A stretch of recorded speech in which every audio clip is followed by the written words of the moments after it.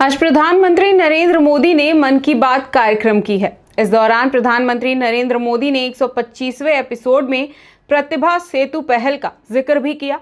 बता दें, प्रतिभा सेतु पहल खास तौर पर उन उम्मीदवारों के लिए है जो यूपीएससी जैसी कठिन परीक्षाओं में लिखित और इंटरव्यू जैसे सभी चरण पार कर लेते हैं, लेकिन फाइनल मेरिट लिस्ट में नाम ना आने के कारण अपने सपनों से कुछ कदम दूर रह जाते हैं। पीएम मोदी ने कहा कि देश की ये प्रतिभा यूं ही व्यर्थ नहीं जानी चाहिए, बल्कि उन्हें एक और नया मौका मिलना चाहिए और साथ ही एक प्लेटफॉर्म भी मिलना चाहिए। पीएम मोदी ने इस दौरान आगे कहा कि ये संस्था देश की सबसे कठिन परीक्षाओं में से एक सिविल सर्विसेज की परीक्षा भी कराती है। हम सब ने सिविल सर्विसेज के टॉपर्स की प्रेरणादायी बातें बहुत सुनी हैं।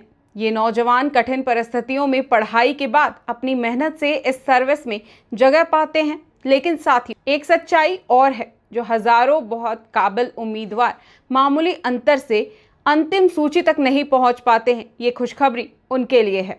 इन उम्मीदवारों को दूसरी परीक्षाओं के लिए नए सिरे से तैयारी करनी पड़ती है। इनमें उनका समय और पैसा दोनों खर्च होता है। इसलिए अब ऐसे होनहार विद्यार्थियों के लिए प्रतिभा सेतु नाम का डिजिटल प्लेटफॉर्म बनाया गया है। प्रतिभा सेतु ने उन उम्मीदवारों का डेटा रखा गया है जिन्होंने यूपीएससी की अलग अलग परीक्षाओं के सभी चरण पास किए, लेकिन अंतिम मेरिट लिस्ट में उनका नाम नहीं आ पाया।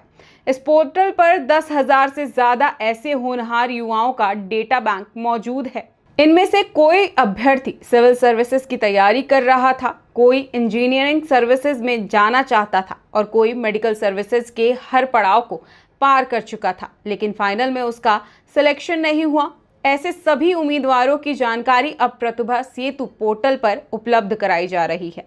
वहीं प्राइवेट कंपनियां इस पोर्टल से इन होनहार अभ्यर्थियों की जानकारी लेकर उन्हें अपने यहां नौकरी दे सकती हैं।